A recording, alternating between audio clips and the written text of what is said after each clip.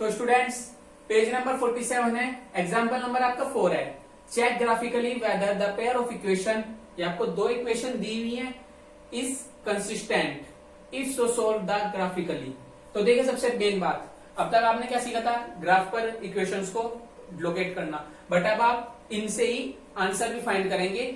अब मेन बात क्या आती है, आपको इसमें दिया हुआ है कंसिस्टेंट। कंसिस्टेंट वर्ड मैंने आपको बताया था, पिछली वीडियो में बताया है कि कंसिस्टेंट हमारा दो जगह यूज होता है, या तो दो इक्वेशन इंटरसेक्ट करती हो या दोनों इक्वेशन आपस में कोइंसिडेंट हो।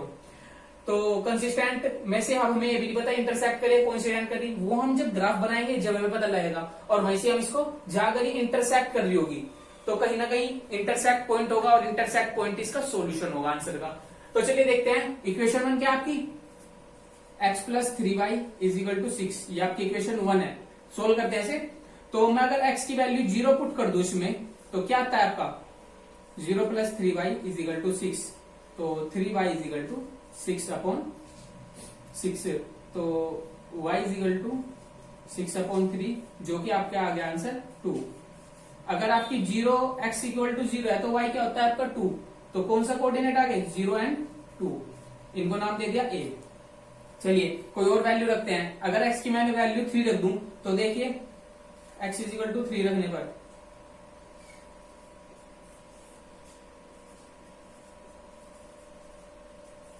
तो 3 plus 3y is equal to 6, so 3y is equal to 6 minus 3 हो जाएगा, तो y इज इक्वल टू क्या आता है आपका 3 अपॉन 1, 3 अपॉन 3, जो कि आपका आंसर आ गया y इज इक्वल टू 1। तो देखिए x अगर आपका 3 था तो y क्या है आपका 1 आया, तो जो आपके कोऑर्डिनेट आए वो आए थे 3 और 1, इस कोऑर्डिनेट को नाम दे दिया हमने b। क्लियर। अब ये काम हमने इक्वेशन 1 के लिए किया, सेम वर्क हम इक्वेशन 2 के लिए करेंगे। इक्वेशन 2 है आपकी 2x minus 3y is equal to 12। तो देखिए स्टूडेंट्स, हम यहां सबसे पहले x की वैल्यू 0 रखते हैं, x इज इक्वल टू 0, कौन सी इक्वेशन में पुट करिए वैल्यू, इक्वेशन 2 में। तो सिंपल सा वर्क है, 0 minus 3y is equal to 12, minus 3y is equal to 12, y is equal to 12 upon 3, वो भी किसका माइनस, यानी कि -4। तो आपके जो कोऑर्डिनेट आते हैं वो आते हैं 0 और -4। ठीक है, इसका फर्स्ट कोऑर्डिनेट मिल गया।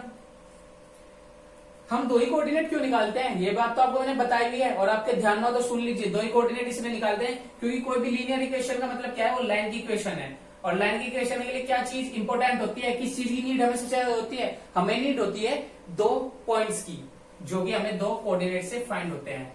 वे पॉइंट हमें मिल जाते हैं कोऑर्डिनेट से और हम लाइन को ज्वाइन कर देते हैं। ठीक है, तो इन दोनों पॉइंट्स को ज्वाइन करने पर हमारी एक लाइन मिल जाती है। अब चलिए, ये हमारा सी कोऑर्डिनेट आ गया, अब हम इस सी से एक और कोऑर्डिनेट निकालेंगे। अगर हम एक्स की वैल्यू क्या पुट कर दें,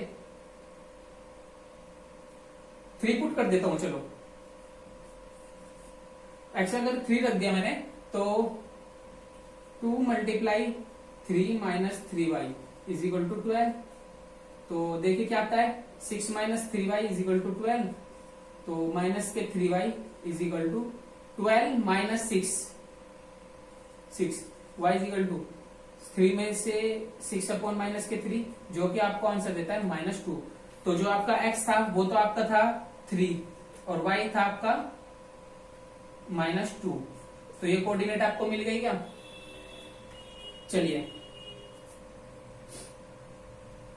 एक सेकेंड, -4, ठीक है।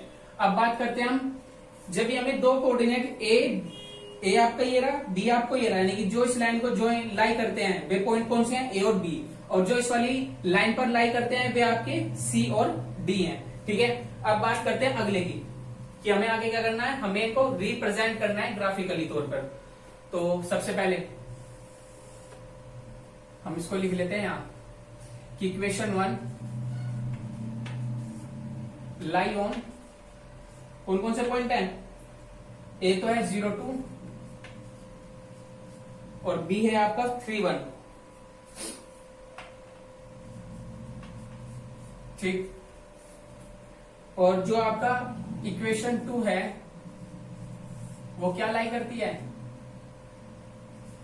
कौन कौन से पॉइंट है? आपके पॉइंट है यहाँ पर 0 4 0 -4 और डी पॉइंट किसको लाई कर रहा है? 3 -2 जो कि डी करता है आपको 3 -2। क्लियर हुई इतनी बात? भाई देखो यहां तक सब बच्चे कर लेते हैं। अब जो मेन है वो समझ लिया जाए अच्छी तरह, ताकि इस किए हुए का काम का फायदा हो सके। चलिए इसको ग्राफिकली रिप्रेजेंट करते हैं। सबसे पहले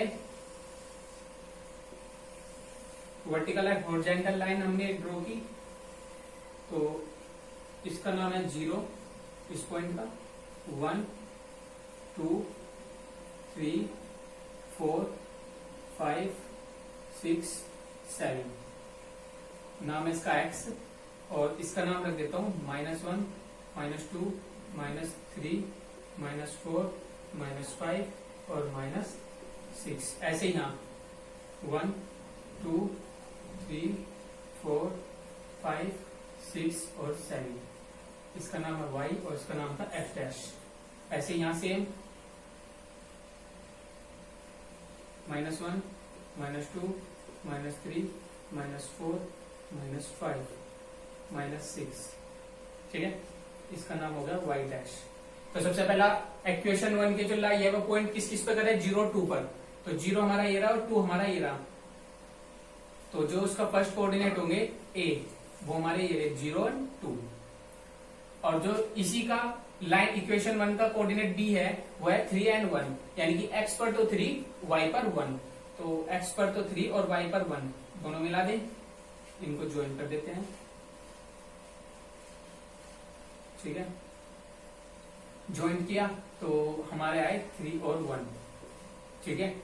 अब 3 और 1 है तो इसको हमने क्या बोल दिया? b। अब हम a और b, क्योंकि देखिए दो पॉइंट्स को ज्वाइन करने पर एक लाइन बनती है, तो अब यहाँ एक लाइन बना देते हैं हम, ठीक है। इसका नाम है इक्वेशन 1। इक्वेशन 1 आपकी क्या थी? x + 3y, या इसको मैं इधर आगे बढ़ा दूं, x + 3y = 6। तो आपकी इक्वेशन 1 बन गई। ये इक्वेशन 1 के दोनों पॉइंट आपने ड्रॉ कर दिए। अब बात करते हैं इक्वेशन 2 की। इक्वेशन 2 किस पर लाई थी? c पर, 0 और -4 3 और -2 पर। तो जो हमारे c कोऑर्डिनेट है, c कोऑर्डिनेट के लिए हमारे 0 और -4, 0 का है ये रही और y का -4 हमारा ये रहा। तो हम इन दोनों को ज्वाइन कर दिया। तो जो ये ज्वाइन किया तो हमारा जो 0 -4 कोऑर्डिनेट यहाँ गया 0 और -4, जिसको हमने क्या बोल दिया? c। फिर हम 3 और -2 को ज्वाइन करेंगे। 3 और -2 यानी कि x एक्सिस पर तो 3 और y पर -2। तो देखते हैं 3 और -2, x पर 3 तो ये रहा और y पर -2 ये रहा, ठीक है। चलिए कर देते हैं 3 और -2। अब देखिए एक बात समझिए छोटी सी, यहां पर हमारा कोऑर्डिनेट डी आ गया। अब सी और डी को अगर हम ज्वाइन कर दें, चलिए ज्वाइन करते हैं। ज्वाइन कर दिया और ज्वाइन करने पर जो हमारी इक्वेशन हुई वो इक्वेशन 2 बन गई क्या? 2x - 3 = 12। तो हम यहाँ पर इसको आगे एक्सटेंड करके लिख सकते हैं 2x - 3y = 12। अब देखिए इक्वेशन 1 हो गया, इक्वेशन 2 हो गया। यहां तक तो हमने पिछली वीडियो में भी सीखा था कि रिप्रेजेंट कैसे करते हैं ग्राफिकल पे। अब हमें मेन काम है सॉल्यूशन फाइंड करना। इस सॉल्यूशन कैसे फाइंड करेंगे, ठीक है। तो सॉल्यूशन फाइंड करने के लिए हम क्या करेंगे? देखिए ये दोनों मैंने दो में पॉइंट बताए थे, तो इंटरसेक्ट करेंगे, कोइंसिडेंट करूंगा। इंटरसेक्ट तो करनी कोइंसिडेंट तो है नहीं है क्योंकि एक दूसरे पर लाइन हो रही है। लेकिन क्या है ये, अगर हम इन दोनों को आगे बढ़ाएं, क्योंकि दोनों लाइन तिरछी हैं और ये आगे बढ़कर कहीं ना कहीं अब एक दूसरे को इंटरसेक्ट करेंगे क्या? चलिए इनको इंटरसेक्ट कराते हैं। चलिए ठीक है, इसको भी आगे बढ़ा देता हूं।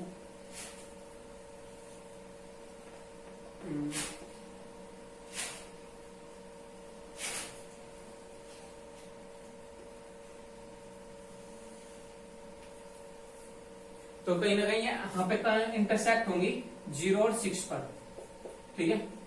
क्योंकि थोड़ा मेरा लाइन सीधी नहीं है, लाइन सीधी ना होने की वजह से मैं कर नहीं पा रहा हूँ, लेकिन आप कर सकते हैं क्योंकि आपके पास स्केल होगी। तो 0 और 6 पर इंटरसेक्ट होगी और ये हमारा क्या हो जाएगा, सोल्यूशन हो जाएगा। अगर ये सपोज कीजिए 0 7 पर होती तो 7 होता, 6 पर हुई तो 6 है, तो यानी कि 0 6 से हमें क्या पता लगता है कि ये तो x है और ये हमारा y है, तो x की वैल्यू आ जाएगी हमारी 0 और y की वैल्यू आ जाएगी 6। तो यहाँ से हमारे सॉल्यूशन पता लगते हैं। और दूसरी बात, ये कंसिस्टेंट है, तो कंसिस्टेंट में दो ही कंडीशन थी, या तो इंटरसेक्ट होगी या फिर कोइंसिडेंट होगी, तो हमने दिखा भी दिया कि ये इंटरसेक्ट है इसलिए कंसिस्टेंट है। अगर ये पैरेलल होती है इनकंसिस्टेंट बोलते, ठीक है।